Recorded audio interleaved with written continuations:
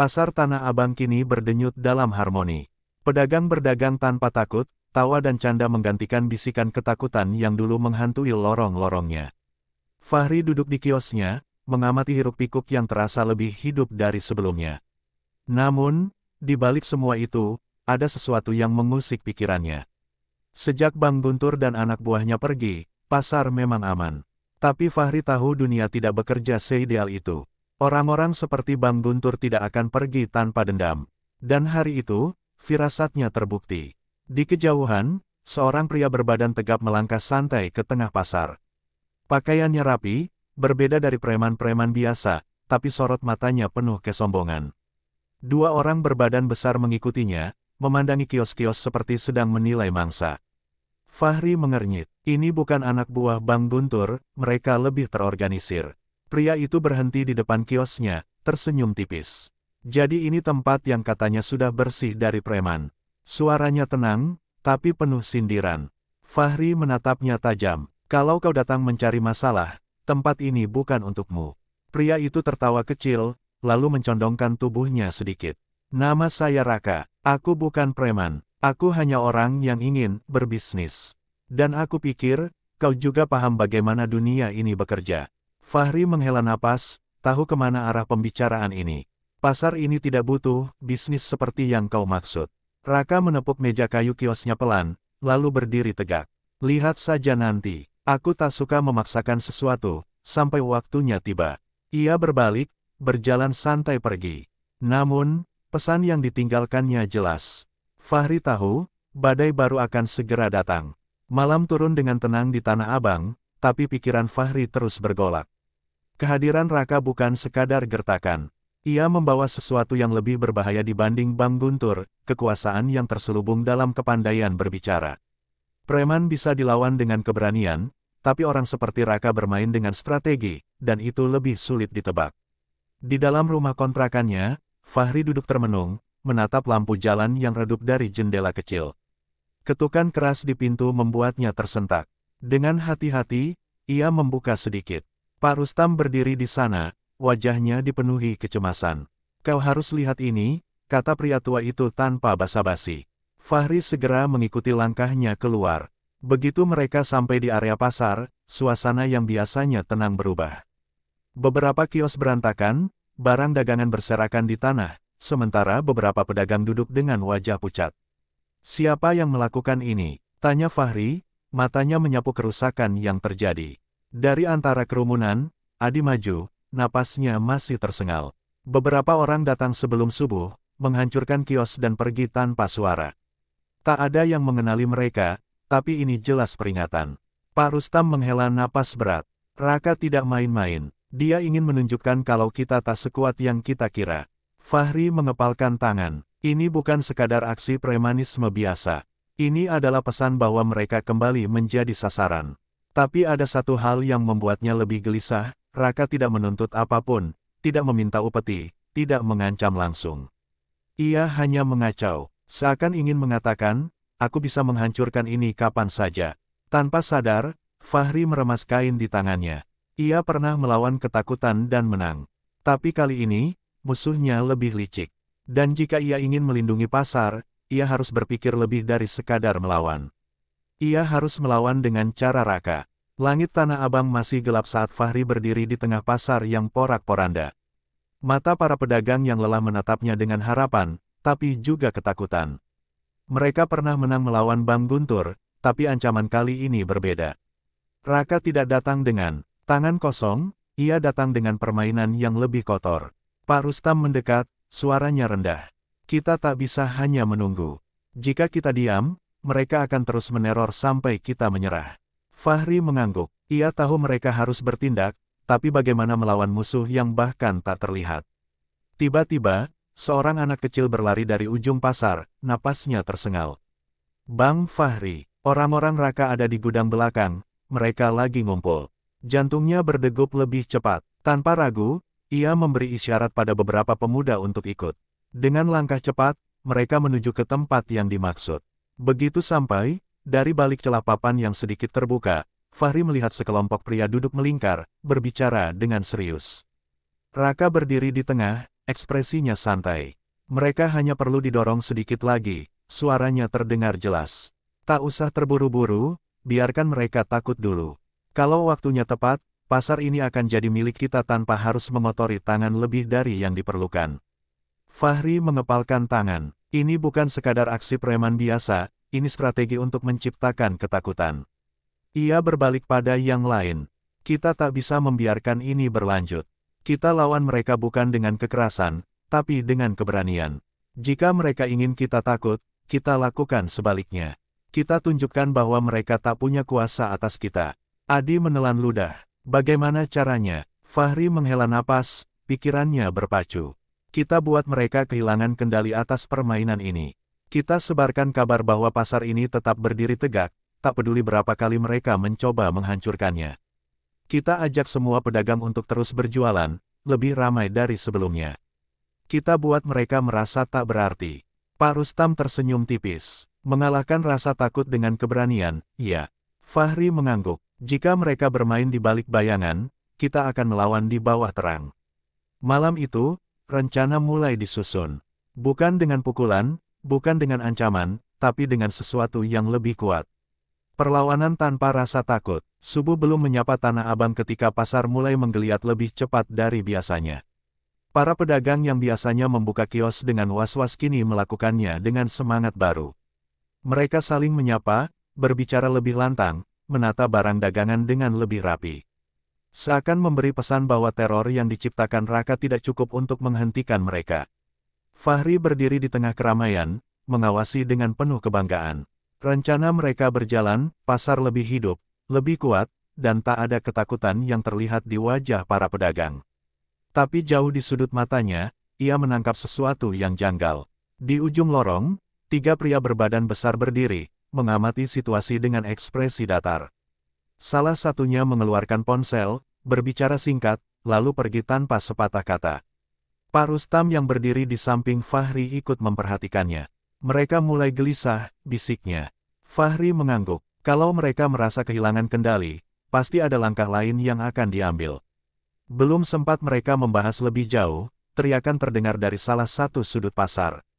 Asap hitam membubung tinggi dari sebuah kios kain di dekat pintu masuk. Api menjalar cepat, menelan lapak dengan rakus. Panik merebak. Pedagang berlarian, sebagian mencoba menyelamatkan barang dagangan, sementara yang lain berusaha memadamkan kobaran yang semakin besar. Fahri berlari ke arah kebakaran, wajahnya menegang. Ini bukan kebetulan, ini peringatan dari Raka. Adi muncul dari arah lain, napasnya memburu. Aku lihat orang-orang itu menyiram sesuatu sebelum api muncul. Pak Rustam menoleh tajam. Benzin, mereka membakar pasar kita. Fahri mengepalkan tinjunya. Ini bukan lagi sekadar permainan psikologis, ini pernyataan perang. Namun, di balik amarah yang membara, ia tahu satu hal, jika mereka ingin pasar ini jatuh dalam ketakutan, maka justru inilah saatnya untuk berdiri lebih kuat. Ia menoleh ke arah para pedagang yang masih kebingungan. Jangan biarkan ini menghancurkan kita.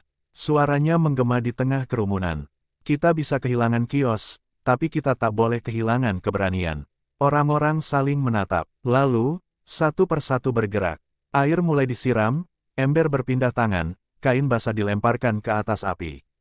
Tak ada lagi ketakutan, hanya tekad untuk menyelamatkan tempat mereka mencari nafkah. Dari kejauhan, Raka menyaksikan dengan tatapan dingin. Ia sudah memperhitungkan pasar akan panik, bahwa mereka akan menyerah. Tapi yang ia lihat justru sebaliknya, mereka semakin kuat. Senyumnya memudar, menarik, gumamnya. Perang baru saja dimulai. Asap hitam masih mengepul dari kios yang terbakar, tapi kobarannya telah padam. Pedagang yang sebelumnya diliputi kepanikan kini berdiri dengan kepala tegak. Tidak ada yang mundur, tidak ada yang pergi. Tanah Abang masih berdiri. Fahri mengusap keringat di dahinya, napasnya berat. Ia menoleh ke Pak Rustam, yang wajahnya masih mengeras menahan amarah. Kita tak bisa hanya bertahan. Mereka sudah menunjukkan sejauh mana mereka akan melangkah. Pak Rustam mengangguk pelan, dan kita harus membuat mereka tahu bahwa mereka tak bisa seenaknya bermain dengan kita. Langkah berat mendekat. Seorang pria parubaya dengan wajah penuh jelaga dari sisa kebakaran datang menghampiri. Matanya menyala. Aku kehilangan kiosku hari ini, tapi aku tak akan kehilangan harga diriku. Apapun rencanamu, Fahri, aku ikut. Dari belakangnya, suara-suara lain menyusul. Aku juga, aku tidak mau hidup dalam ketakutan lagi. Fahri merasakan sesuatu yang berbeda kali ini. Bukan hanya kemarahan, tetapi keberanian yang membara. Ia menarik napas dalam, lalu menatap mereka satu persatu. Baik, kalau mereka ingin permainan, kita akan berikan lebih dari yang mereka sangka. Malam itu, Fahri dan beberapa orang kepercayaannya menyelinap ke sebuah gudang tua di pinggiran pasar, tempat yang selama ini digunakan orang-orang Raka sebagai pos bayangan. Dari informasi yang mereka dapat, tempat itu adalah pusat kendali mereka. Mereka bergerak diam-diam, mengamati dari kejauhan. Ada beberapa pria berjaga di pintu, rokok mengepul dari tangan mereka. Fahri memberi isyarat, dan Adi merayap ke belakang bangunan, mencari celah masuk. Tak butuh waktu lama sebelum ia kembali dengan senyum tipis. Ada pintu kecil di sisi kanan. Tak dikunci. Fahri tahu ini berisiko, tapi mereka tak bisa lagi menunggu serangan berikutnya. Dengan hati-hati, mereka bergerak masuk. Di dalam, mereka menemukan sesuatu yang lebih besar dari yang dibayangkan. Di atas meja panjang, ada tumpukan kertas, daftar pedagang, jumlah setoran yang mereka targetkan, hingga rencana perebutan kios yang telah disusun rapi. Pak Rustam mendekati dokumen itu, wajahnya menegang. Mereka sudah merencanakan semuanya, bahkan sebelum kita menyadarinya. Fahri mengepalkan tinju. Mereka ingin mengambil Tanah Abang, tapi kali ini kita yang akan memukul duluan. Tanpa membuang waktu, mereka mengambil semua bukti yang ada. Ketika fajar mulai merekah, mereka sudah kembali ke pasar, bersiap untuk mengungkap siapa sebenarnya Raka. Tanda hubung, tanda hubung, tanda hubung. Pagi itu, pasar lebih ramai dari sebelumnya. Pedagang berkumpul di tengah, wajah mereka penuh tanya. Fahri berdiri di atas tumpukan peti, memegang tumpukan kertas yang mereka bawa dari gudang Raka. Selama ini, kita berpikir bahwa mereka hanya ingin menakuti kita, suaranya menggelegar. Tapi yang sebenarnya mereka lakukan adalah menguasai kita. Semua sudah direncanakan, kapan kios kita dihancurkan, berapa harga yang harus kita bayar untuk tetap berdagang, bahkan kapan kita akan menyerah. Suasana hening sesaat, lalu riuh dengan kemarahan. Pak Rustam maju ke depan. Hari ini kita tunjukkan bahwa Tanah Abang bukan milik mereka. Kita lawan, kita pertahankan tempat ini, dan kita buat mereka sadar bahwa kita tidak akan tunduk. Sorakan menggema. Untuk pertama kalinya, pasar ini bersatu lebih kuat dari sebelumnya. Di kejauhan, Raka memperhatikan dengan ekspresi yang sulit ditebak. Tangannya menggenggam ponsel, tapi ia tidak menelepon siapapun. Sebaliknya, ia tersenyum tipis. Kau lebih pintar dari yang kuduga, Fahri. Namun, permainan ini belum berakhir. Dan ia tidak pernah bermain untuk kalah. Suasana di Tanah Abang bergemuruh. Pedagang yang sebelumnya bungkam kini berani berbicara. Mereka telah melihat bukti, telah merasakan ancaman, dan kini mereka tak ingin lagi tunduk. Namun, Fahri tahu kemenangan tak bisa diraih hanya dengan amarah. Raka bukan orang yang akan mundur begitu saja. Di sudut pasar, Fahri berdiri bersama Pak Rustam dan beberapa pedagang kepercayaannya. Setelah ini, mereka pasti membalas, kata Fahri pelan. Dan kali ini, bukan hanya dengan intimidasi. Pak Rustam mengangguk, sorot matanya tajam. Kita harus lebih siap. Belum sempat mereka berdiskusi lebih jauh, suara motor meraung dari kejauhan. Beberapa pria bertampang garang melaju dengan kecepatan tinggi, menerobos keramaian pasar. Mereka tak berhenti, hanya melewati, tapi tatapan mereka penuh ancaman. Fahri mengepalkan tangan. Mereka ingin kita takut. Adi, yang berdiri tak jauh, mendekat dengan napas memburu. Tadi aku dengar orang-orangnya Raka bicara di sudut jalan. Mereka bilang malam ini mereka akan bertindak. Fahri menatap langit yang mulai menggelap. Jika Raka akan menyerang, maka mereka harus lebih dulu bersiap. Malam turun membawa ketegangan. Tak seperti biasanya, sebagian besar pedagang tetap berada di pasar. Mereka berkumpul dalam kelompok-kelompok kecil, waspada terhadap setiap gerakan mencurigakan. Fahri berdiri di tengah, matanya menelusuri tiap sudut. Hawa di udara begitu berat. Lalu, terdengar suara langkah kaki mendekat. Dari bayangan lorong, Raka muncul. Berjalan santai, seakan tempat ini masih miliknya. Di belakangnya, puluhan pria berbadan besar mengikuti. Mereka berdiri berhadapan dengan pedagang-pedagang yang kini tak lagi mundur. Raka tersenyum tipis. Aku harus mengakui, kau lebih cerdas dari yang kuduga. Fahri menatapnya tanpa gentar. Pasar ini bukan milikmu, Raka. Kau tak bisa menguasainya. Raka tertawa kecil. Kau pikir aku butuh izin? Aku tak perlu persetujuan siapapun. Aku hanya perlu kalian menyerah. Dan percayalah, aku punya cara untuk membuat itu terjadi. Tiba-tiba, salah satu anak buahnya melangkah maju dan menarik sesuatu dari jaketnya, sebuah botol kaca berisi cairan mudah terbakar. Kau ingin perang, Fahri? Raka berbisik dingin. Baik, aku akan memberimu perang. Teriakan pecah. Botol dilempar, api menyambar tenda salah satu kios. Tapi sebelum sempat menyebar, beberapa pedagang langsung beraksi, menyiram air, menekan kobaran agar tak melahap lebih banyak. Namun, itu hanya awalnya. Anak buah Raka mulai mendorong, mencoba menakut-nakuti, tapi kali ini mereka menghadapi sesuatu yang berbeda. Para pedagang tak lagi diam. Mereka melawan. Fahri bergerak cepat, menahan pukulan yang diarahkan kepadanya dan membalas dengan dorongan kuat. Adi melompati tumpukan peti, menjatuhkan salah satu preman yang hendak menyerang dari belakang. Pak Rustam dengan tongkat kayunya, berdiri di garis depan bersama yang lain. Raka menyadari situasinya mulai berbalik. Ia mundur selangkah, matanya menajam. Cukup, orang-orangnya terhenti. Pasar kini menjadi lautan napas terengah dan tubuh-tubuh yang terluka. Fahri menatap Raka. Ini bukan tempat untukmu. Pergi. Sejenak, keheningan menggantung. Lalu Raka tersenyum tipis. Kau menang malam ini, Fahri. Tapi permainan belum selesai. Ia berbalik, diikuti anak buahnya yang tersisa. Saat mereka pergi, sorakan menggema. Pasar Tanah Abang telah bertahan. Tapi di hati Fahri, ia tahu ini belum akhir. Ini baru permulaan. Ketika Fahri berdiri di tengah pasar yang masih berantakan. Bekas pertarungan semalam tampak jelas, lapak yang rusak, kain yang terbakar, dan luka di beberapa pedagang yang bertahan.